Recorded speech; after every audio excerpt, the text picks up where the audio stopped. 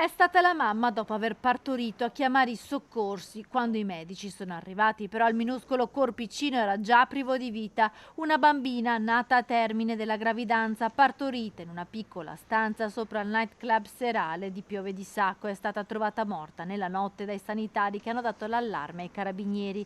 Nessuna ipotesi esclusa, anche se il sospetto è che possa trattarsi di infanticidio. Sono in corso gli accertamenti per capire se il neonato è nato già morto o è morto in un secondo momento. La signora si trova attualmente ricoverata in ospedale e stiamo ovviamente procedendo ai rilievi e agli accertamenti anche con il medico legale. C'è l'ipotesi dell'infanticidio, lo stiamo verificando, tutto dipende dagli accertamenti di natura medico-legale. La neonata sarebbe deceduta per cause non naturali. È questo quello che vogliono chiarire le indagini condotte dal pubblico ministero Sergio Dini e dai carabinieri di Piove di Sacco. Il medico legale ha effettuato per tutta la mattina rilievi sul piccolo corpicino, ma sarà l'autopsia che sarà disposta nei prossimi giorni a confermare o smentire la tesi dell'infanticidio. Si vuole capire se la neonata sia nata morta o se il decesso sia arrivato in seguito o addirittura sia stato provocato.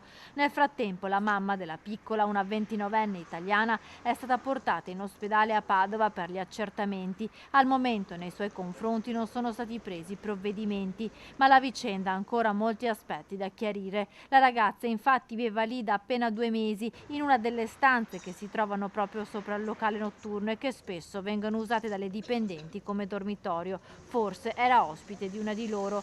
Sembra che fosse arrivata da qualche settimana perché in pochi l'avevano vista. Anche l'ex proprietario dello stabile non conosceva la situazione. Lui ha venduto, diciamo, l'attività a 2 cinesi, ma venduto l'attività e dovevano venire a fare. No, non sono ancora niente. Ma lei ha mai visto una ragazza incinta qua? No, Mai? io mai. Anche i servizi sociali del comune non conoscevano la 29enne, che non risulta residente a Piove di Sacco e che non si era mai rivolta per chiedere aiuto.